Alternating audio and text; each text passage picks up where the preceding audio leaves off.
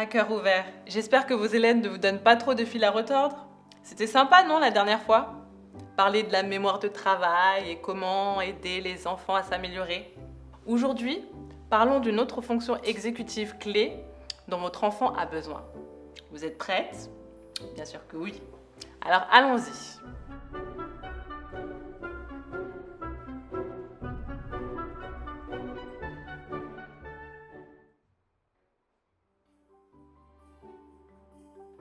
Êtes-vous sûr que votre enfant de 6 ans pourrait arrêter de lui-même un dessin animé quand il doit le faire? Ou pour se servir lui-même le sucre, sans faire d'excès, au petit déjeuner? Ce sont tous des exemples où la maîtrise de soi est mise à l'épreuve. Alors, qu'est-ce que la maîtrise de soi? C'est essentiellement la capacité d'ignorer les distractions et de résister aux tentations. Désolée, je dois prendre cet appel. Même comme nous sommes en colère ou frustrés. Oui, Tanti. Mais Tanti, attends. Je comprends, Tanti, je vais venir.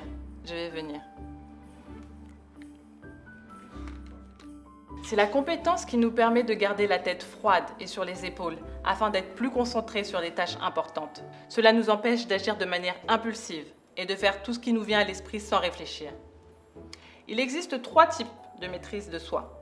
Le contrôle des impulsions, le contrôle des émotions et le contrôle des mouvements. Vous devez être patient et comprendre que les enfants développent la maîtrise de soi à des rythmes différents. Certains prennent juste plus de temps que d'autres, jusqu'à ce qu'ils rattrapent leur retard. Certains ont plus de mal à gérer leurs émotions que leurs amis. Alors, pourquoi la maîtrise de soi est-elle importante?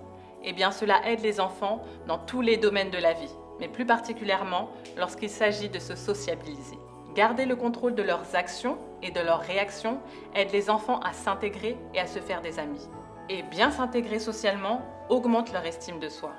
La maîtrise de soi se manifeste de différentes manières, selon la situation et le contexte dans lequel se trouvent les enfants. Par exemple, en classe, les enfants attendent d'être interrogés avant de donner des réponses. Ils prennent le temps de réfléchir à ce que le professeur a demandé. Entre amis, les enfants gèrent les taquineries sans pleurer. Ils trouvent des meilleures façons d'y réagir. Dans les boutiques, les enfants évitent de prendre tout ce qui les attire.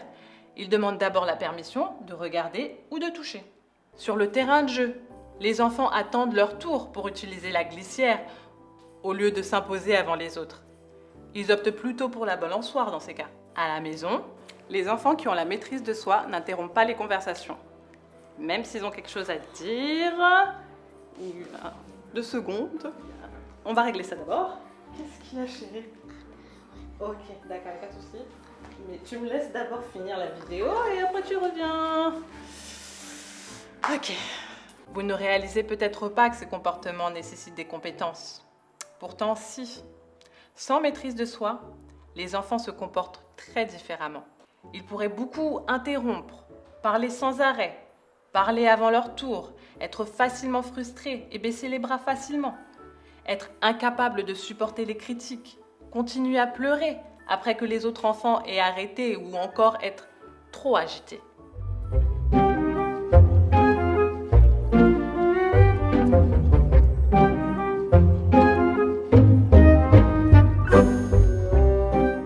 Alors, comment les développer chez nos enfants? Voici quelques conseils à suivre. Comme je dis toujours, loin des yeux, loin du cœur. Même les adultes les plus déterminés à suivre un régime succombent à la vue d'un simple beignet. Donc, l'un des outils les plus importants pour maintenir la maîtrise de soi est de rester loin des tentations. Pour votre enfant, cela peut signifier ranger un jouet susceptible de causer des conflits avec ses amis. Cela peut également signifier garder les jeux électroniques loin des espaces où les enfants font leurs devoirs. Les enfants qui évitent les ennuis et accomplissent plus de choses ne sont pas nécessairement dotés d'une plus grande force de caractère.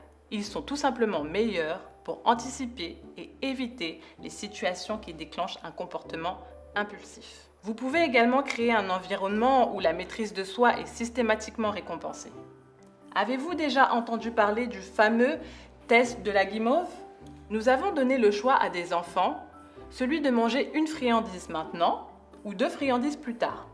Et les enfants qui ont démontré la plus grande capacité à attendre ont fini avec de meilleurs résultats les années suivantes. Vous pouvez également l'essayer. Proposez-leur un cookie ou leur goûter préféré et récompensez-les avec quand ils font preuve de maîtrise de soi. Parfois, ce n'est pas que les enfants manquent de maîtrise de soi, ils manquent de motivation. Cela m'amène au troisième point, transformer les corvées en agréables missions. Nous devons vraiment les aider à apprécier les tâches que nous leur confions. Les adultes avertis savent comment combiner travail et plaisir, mais les enfants ont du mal à comprendre tout cela. Transformer une corvée en jeu prend du temps et de l'énergie. Trouver les bons appâts pour intéresser les enfants exige souvent beaucoup de patience, d'observation et de flexibilité. Mais comme de nombreux enseignants le savent, c'est un investissement qui porte ses fruits. Et cela peut être la clé pour atteindre la maîtrise de soi. Il est beaucoup plus facile de faire une pile de devoirs lorsque vous avez appris à en tirer du plaisir. Une autre astuce à adopter est d'être un coach en émotions. Les adultes réagissent de différentes manières aux émotions négatives d'un enfant. Certains sont dédaigneux. Ce n'est pas une raison pour être triste. D'autres sont en désaccord. Arrête de pleurer. Ces approches ne sont pas utiles, car elles n'aident pas les enfants à réguler leurs émotions. En revanche, les enfants y arrivent avec des parents qui parlent de leurs sentiments, qui font preuve d'empathie et discutent de façon constructive avec eux. D'accord ? Et maintenant, mon lot de conseils préférés. Les jeux. Eh oui, les jeux qui nécessitent de l'attention et des réponses rapides aident les enfants à se maîtriser.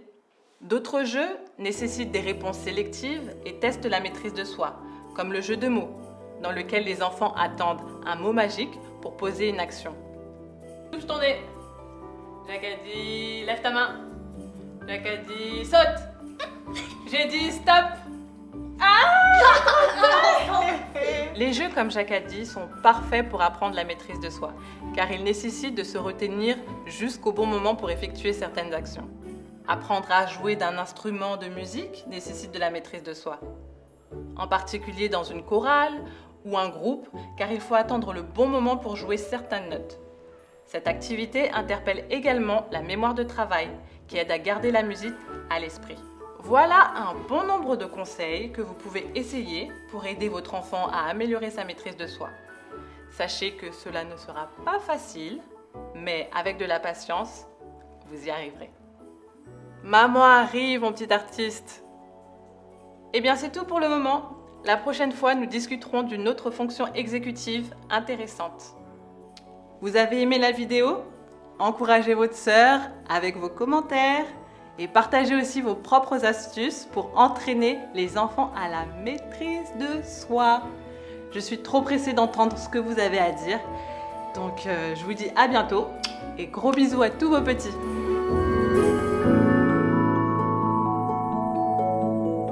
From Nestlé.